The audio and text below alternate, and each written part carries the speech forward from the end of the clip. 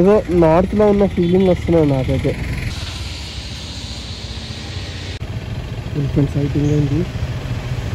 हम आगे वेस्टर्न घाट से सीधा eastern Ghats 2 hours 45 minutes 205 kilometers వచ్చినాము.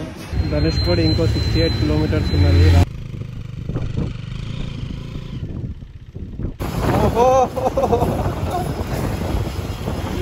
साहब 9:30 बोले वो तो 9:30 पे ही आ गया. అలాగే ఎక్స్పీరియన్స్ నిజంగా డిఫరెంట్ ఎక్స్పీరియన్స్.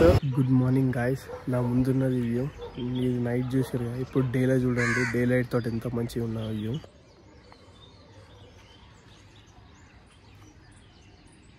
ఇది some part of the Coonoor. ఎంత బ్యూటిఫుల్ గా చూడండి. Literally night I felt like I was in my village. ఎందుకంటే అంత సైలెంట్ అండ్ ఎర్లీ మార్నింగ్ మొత్తం ఈ చిలుకలు పిట్టలేదు సౌండ్లు.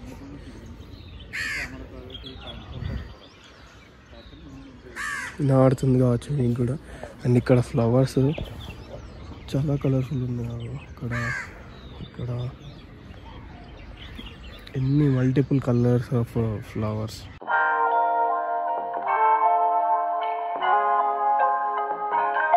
ఫస్ట్ స్టాప్ ఈ రైట్ సైడ్ చూడండి ఎంత బాగున్నదో. కూనూర్ క్రేజీ ఉన్నది. కలర్ఫుల్ హౌజెస్ ఎంత సూపర్ ఉన్నాయి అసలు. లిటరలీ బాబా బాబా బాబా. వీళ్ళు కలర్లు అసలు ప్లాన్ చేసుకొని వేసుకున్నారా లేకపోతే ఎట్లా వేసుకున్నారో అర్థమవుతలేదు. ఎందుకంటే ఇంత బ్యూటిఫుల్ ఉన్నది చూడండి. చిన్న చిన్న రోడ్స్, మంచిగా ఘాట్ రోడ్స్ టైప్. ఏదో నార్త్లో ఉన్న ఫీలింగ్ వస్తున్నాయి నాకైతే.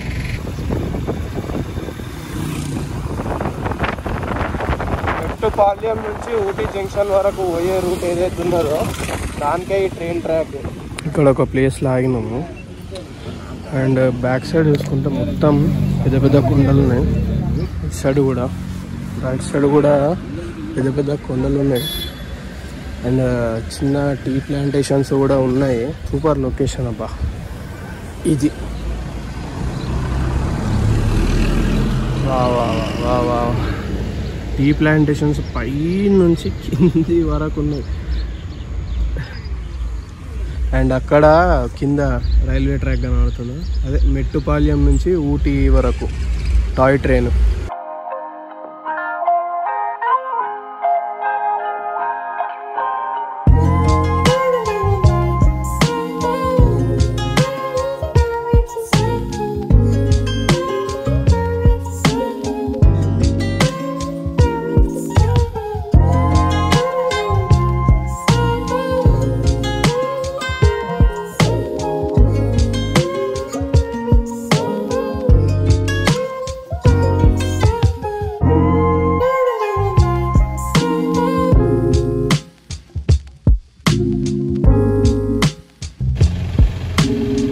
సైటింగ్ అయింది.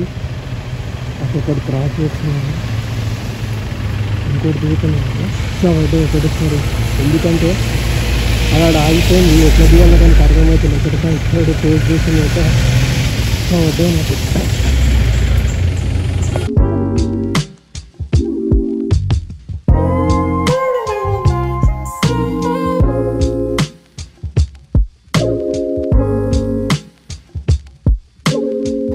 ఇప్పుడే కూనూరు నుంచి అయితే మేము కిందికి వచ్చేసినాము. ఘాట్ సెక్షన్ అంతా అయిపోయింది. అండ్ ఇప్పుడు చూసుకుంటే కోయంబత్తూర్ 49 kilometers ఉన్నది. లెఫ్ట్ సైడ్ ఒక మంచి వ్యూ కనబడ్డది. ఇది అట్లా అని వచ్చినాము కొండగళ్ళకి వెళ్ళి. ఈడ వ్యూ చూడరు ఎంత క్రేజీ ఉన్నదో. ఇంకొక 275 kilometers ఉన్నది ఇక్కడ నుండి.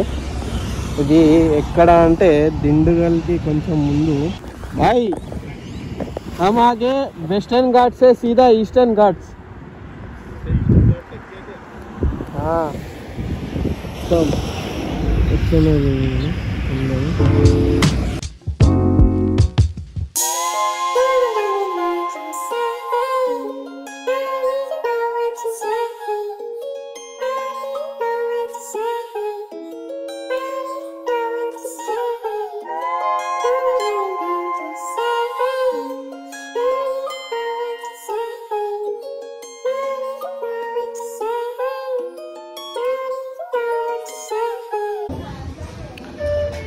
Complete highway 2 hours 45 minutes 205 kilometers వచ్చినాము. అండ్ ఇది నా ఫస్ట్ టైం ఒక సింగిల్ స్ట్రెచ్ లైన్ దానము రావడము, 2 kilometers కంప్లీట్ చేయడము. ఎందుకంటే రోడ్స్ కూడా అంతా బాగున్నాయి. అండ్ ఇప్పుడే ఆగినాము, కూల్ డ్రింక్ వాటర్ బాటిల్ తీసుకున్నాము ఇక్కడ. అండ్ మోస్ట్ పెయిన్ఫుల్ థింగ్ ఏంటంటే ఎండ కొడుతున్నది. ఎండ ఎండ ఎండ ఇప్పుడే మబ్బు వచ్చింది కానీ ఎండ మాత్రం దారుణంగా ఉన్నది. ఇంకొక 100 kilometers to this way. Let's go.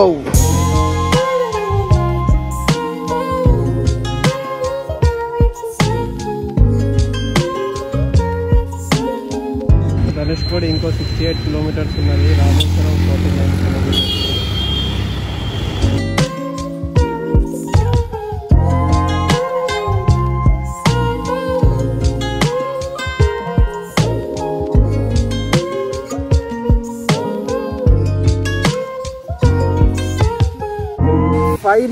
Finally near the see.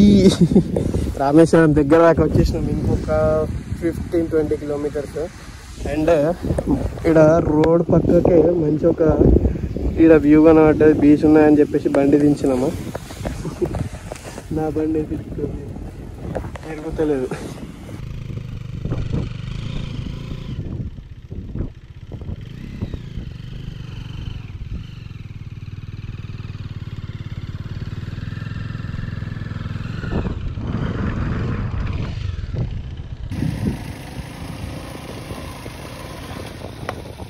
Left side ఏమో ట్రైన్ ట్రాక్, మధ్యలో రోడ్డు, రైట్ సైడ్ సముద్రము. ఏమన్నా కాంబినేషనా?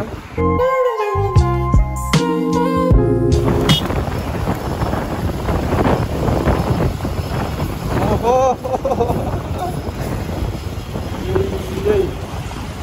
బండి పోతున్నది, అటు రైట్ సైడ్ సముద్రం, లెఫ్ట్ సైడ్ సముద్రం, ట్రైన్ పోతున్నది.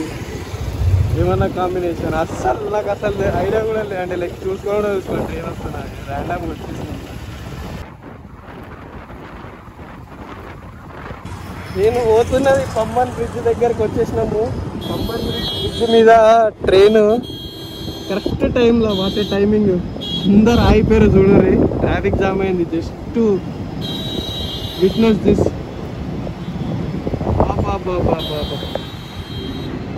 బ్రిడ్జ్ చూడరు, కొత్త బ్రిడ్జ్ అది.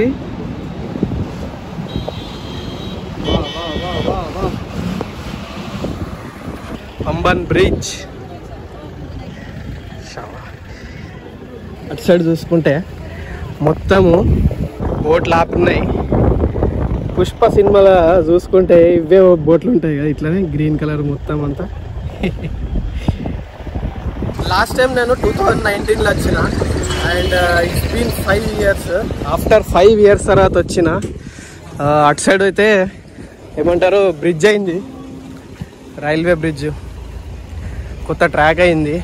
అప్పుడు కన్స్ట్రక్షన్ చేస్తుండే. ఇప్పుడు చూసుకుంటే మొత్తం అయిపోయింది. ట్రైన్ కూడా పోతున్నది దాని మీదకి వెళ్ళి. ధనుష్కోడికి ఇంకొక 30-35 kilometers ఉన్నది.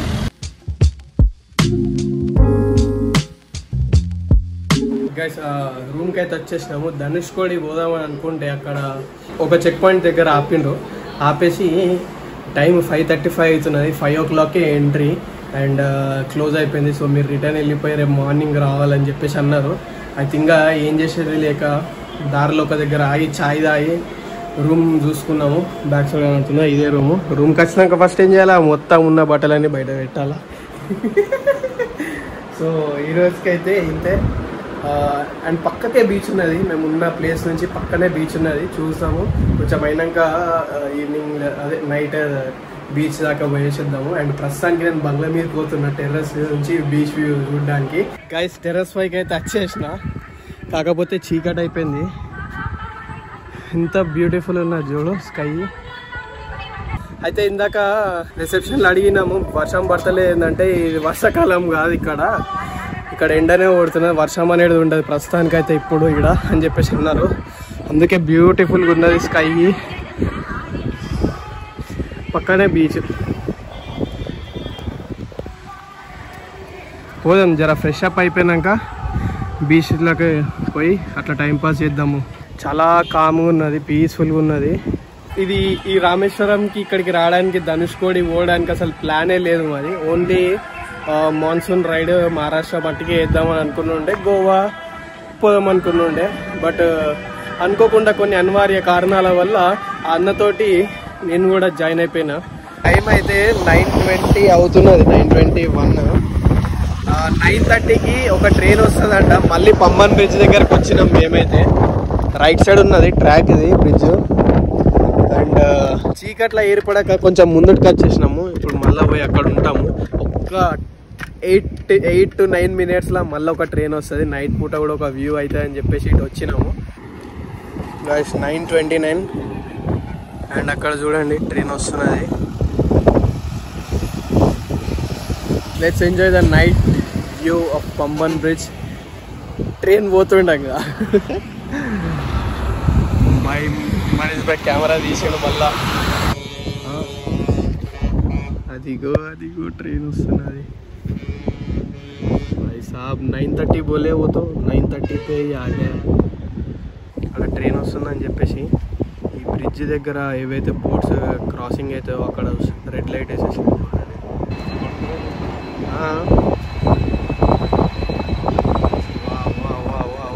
అలాగే ఎక్స్పీరియన్స్ నిజంగా డిఫరెంట్ ఎక్స్పీరియన్స్. ఇలాంటి ఎక్స్పీరియన్స్ చాలా తక్కువ మందికి దొరుకుతాయని చెప్పాలి నిజంగా. ఎందుకంటే రామేశ్వరానికి వచ్చిన ఈ టైంలో ఈ నైట్ పూట కూడా ఎక్స్పీరియన్స్, ఈవినింగ్ పూట కూడా ఎక్స్పీరియన్స్ అయినాం మంచిగా. డే లైట్లో కూడా ఎక్స్పీరియన్స్ అయినాం అండ్ నైట్లో కూడా ఎక్స్పీరియన్స్ అవుతున్నాం. Crazy crazy crazy crazy.